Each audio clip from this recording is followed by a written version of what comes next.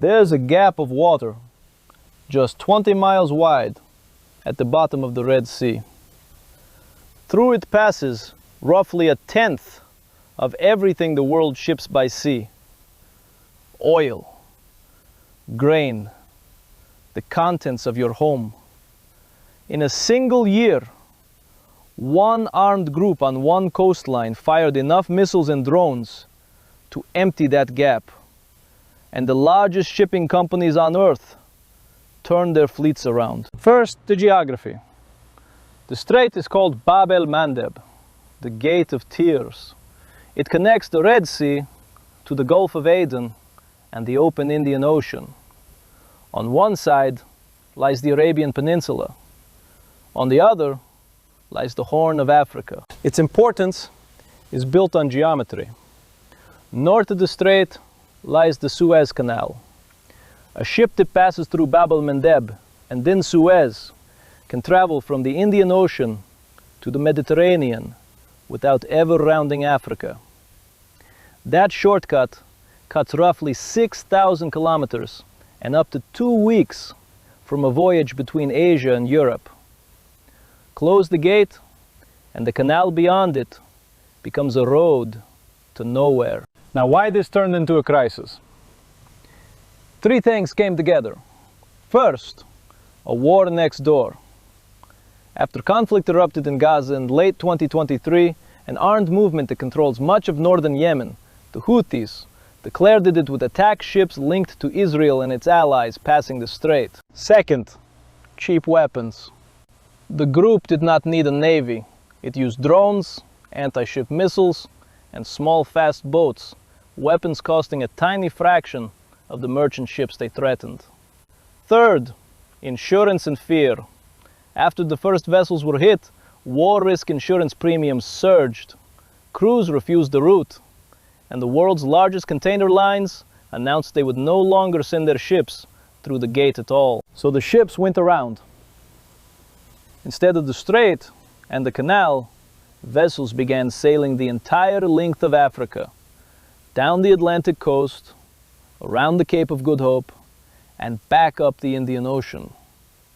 At its peak, traffic through the Suez Canal fell by more than half. The Detour is not free. It adds up to 2 weeks to each voyage. That means more fuel, more crew time, more carbon, and crucially, ships tied up at sea instead of carrying the next cargo. The world's shipping capacity effectively shrank overnight without a single vessel being lost. Freight rates climbed sharply. Delivery times stretched, and the cost landed eventually in the price of goods on the other side of the world. The response was a coalition.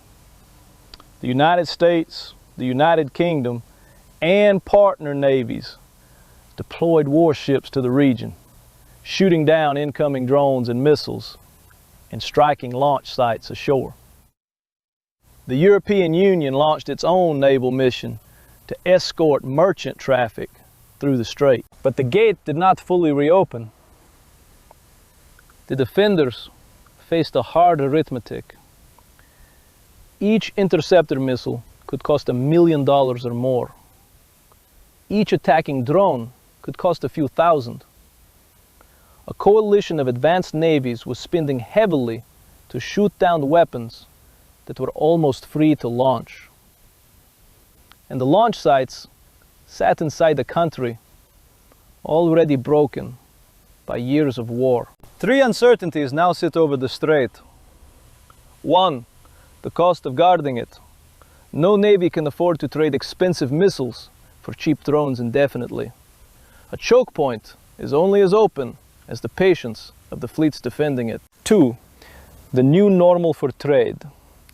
The longer ships sail around Africa, the more the global fleet simply rebuilds itself around a longer route.